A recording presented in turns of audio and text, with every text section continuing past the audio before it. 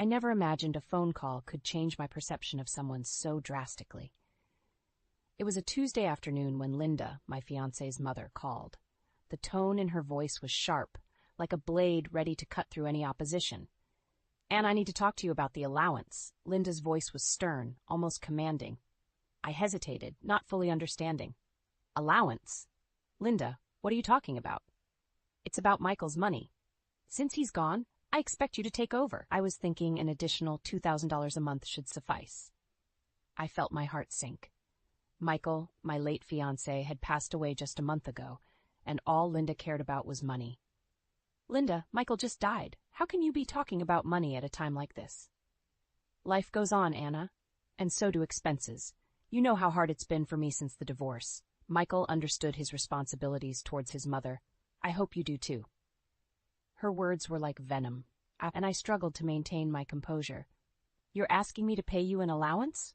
Linda, I'm mourning Michael, your son, and you're here talking about allowances as if..." "As if what, Anna? As if I don't have bills to pay? Look, I depended on that money. Michael knew it. He wouldn't have wanted me to suffer." I clenched my phone tightly, feeling a surge of anger. "Linda, this is not what Michael would have wanted. He cared for you, yes, but this is just..." "Just what, Anna? Just reality? I need that money. And now that Michael is not here, you should be the one to provide. After all, you were going to be part of this family." Her words were a cold, hard slap of reality. Michael had often mentioned his mother's difficult financial situation, but I never realized the extent of his support, and now Linda was looking at me as her new financial lifeline. "Linda, I need time to think about this," I managed to say, my voice barely a whisper. "There's not much to think about, Anna. It's simple. You pay or you don't. But remember, Michael would have wanted you to help me." The call ended, leaving me in a state of shock. Michael's death had left a void in my life, and now his mother's greed was threatening to consume whatever peace I had managed to find. I sat there, phone in hand, feeling a mix of anger, disbelief, and a sense of betrayal. Linda's true colors were showing, and they were darker than I could have ever imagined. I knew at that moment this was not just about money. It was about respect for Michael and for the love we shared. And I was not going to let Linda tarnish that with her greed. This was the beginning of a battle I never wanted, but one I knew I had to fight. The following evening, I sat down with Dave, my fiancé, to discuss the unsettling conversation I had with Linda. The living room felt unusually cold, a reflection of the somber mood that had settled between us.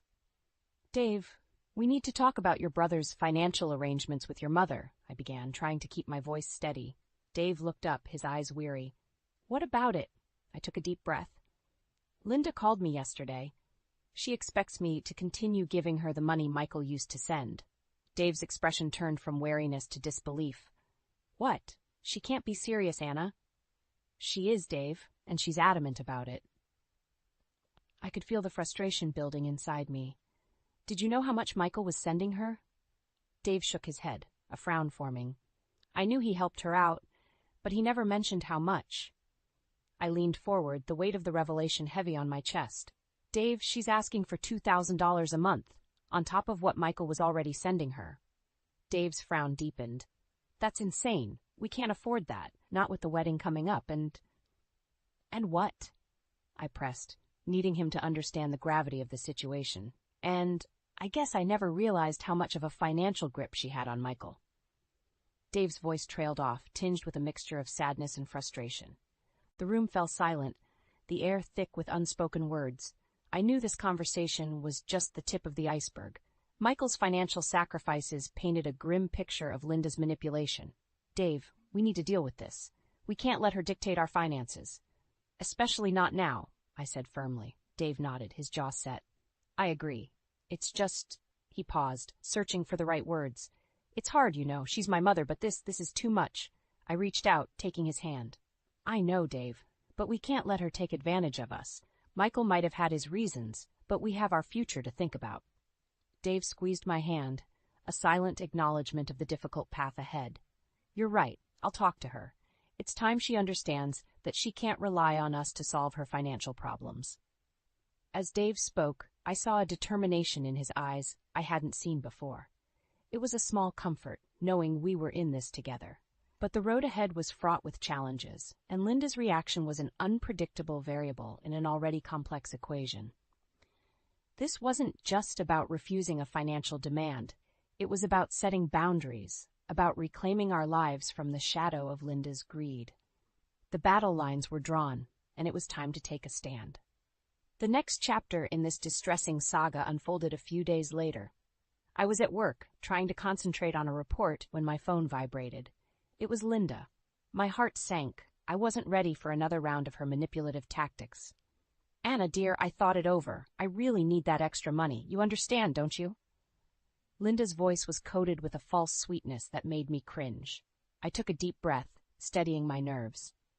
"Linda, as I said before, we're not in a position to—" "Oh, come on, Anna, it's just a small amount for you. But for me, it means a lot. You wouldn't want me to struggle, would you?" Linda interrupted, her voice taking on a whining tone. I felt a surge of anger. "Linda, it's not just a small amount. We have our expenses and—" "Expenses? What could be more important than helping out your fiancé's mother? Michael would have never let me suffer like this," Linda cut in, her voice now laced with accusation. Her words struck a nerve. "Linda, Michael is not here because of the pressure you put on him. Your constant demands." My voice trembled with emotion. There was a pause on the other end. Then Linda spoke, her voice cold and sharp. "That's a low blow, Anna. I'm his mother. I know what's best for my son, or rather, knew. Now it seems I have to rely on you." The audacity of her words left me speechless. She was twisting the narrative, painting herself as the victim. "Linda, this conversation is not going anywhere. We cannot give you more money." "That's final," I said, my voice firm despite the turmoil inside me. Linda let out a scoff. "We'll see about that, Anna. I have ways of getting what I need. Don't forget, I'm still your future mother-in-law." The call ended, leaving me in a state of shock. Her threat was clear, and it chilled me to the bone. Linda wasn't just a greedy, manipulative woman. She was a threat to our future peace. I sat there, trying to process the conversation.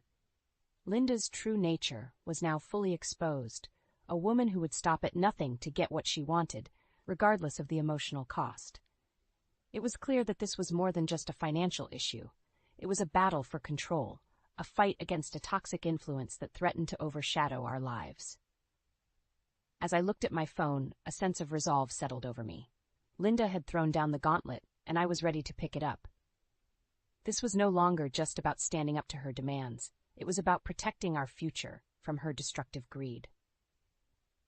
The lines were drawn, and I knew the next move was mine to make. The tension in our home was palpable that evening. Dave had been quiet since he came back from work, a deep frown etched on his face. I knew something was wrong. "What happened, Dave? You've been off since you got back," I asked, concern lacing my voice. He sighed heavily, running a hand through his hair. "It's the company, Anna. They're on the brink of bankruptcy. I might be out of a job soon." This news hit me like a ton of bricks. Not only were we dealing with Linda's financial demands, but now this. It felt like the universe was conspiring against us. "Dave, I'm so sorry, but we'll get through this. We always do," I said, trying to offer some comfort. He nodded, but his eyes were distant. "I know, but it makes things with my mother even more complicated. How can we possibly support her now?" I took a moment to collect my thoughts. We can't, and we shouldn't have to. This is the time for us to be thinking about our future, our stability. Dave looked at me, a mix of gratitude and worry in his eyes. "I know you're right, Anna. It's just hard. She's my mother, after all." "But she's not acting like one.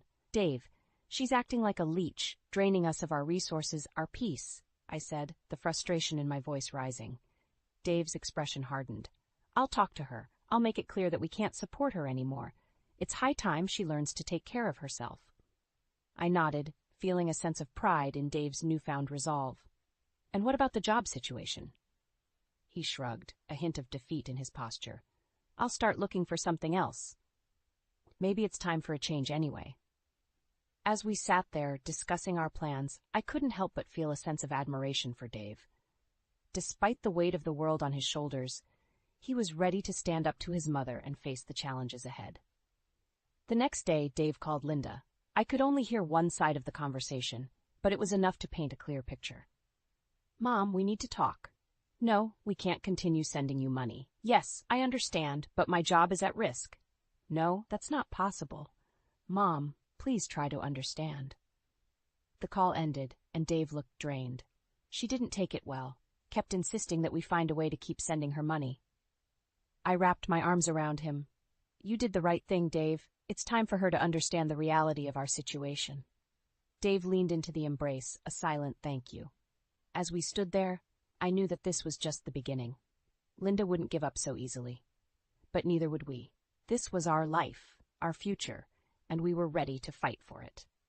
The days following our decision to cut off Linda were tense, like the calm before a storm.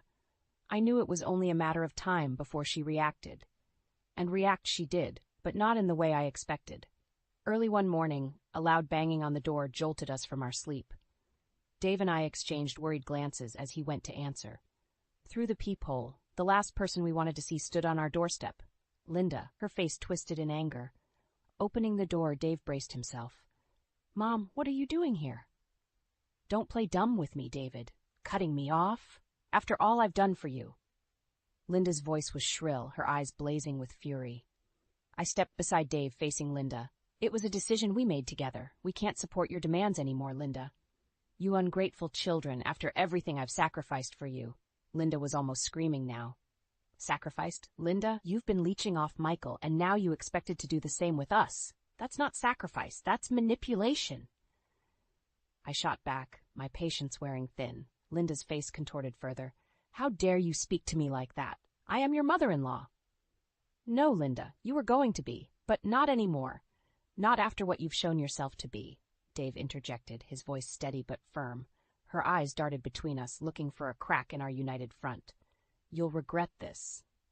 I'll make sure of it. Dave's stance remained firm. We're done here, Mom. Please leave.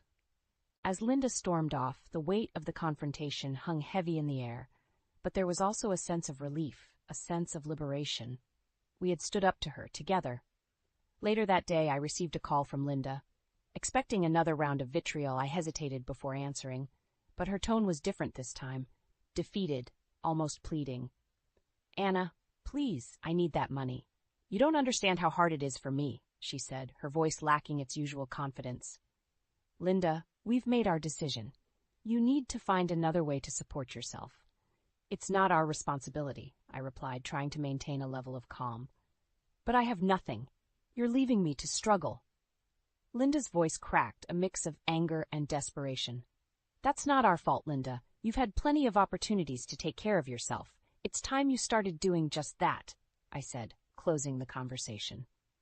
Hanging up, I felt a mix of emotions. Sadness for the desperate state Linda had brought upon herself, but also a sense of justice.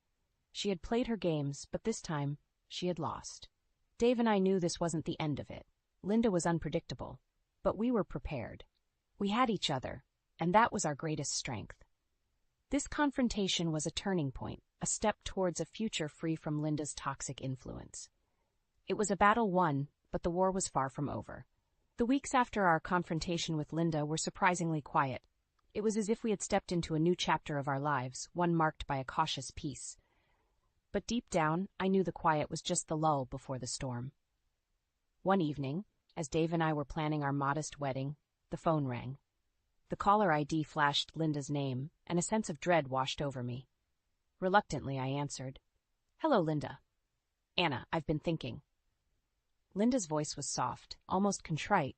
Maybe I was too harsh. I've been under a lot of stress, you know? I was skeptical. Is that so? Yes, and I was hoping.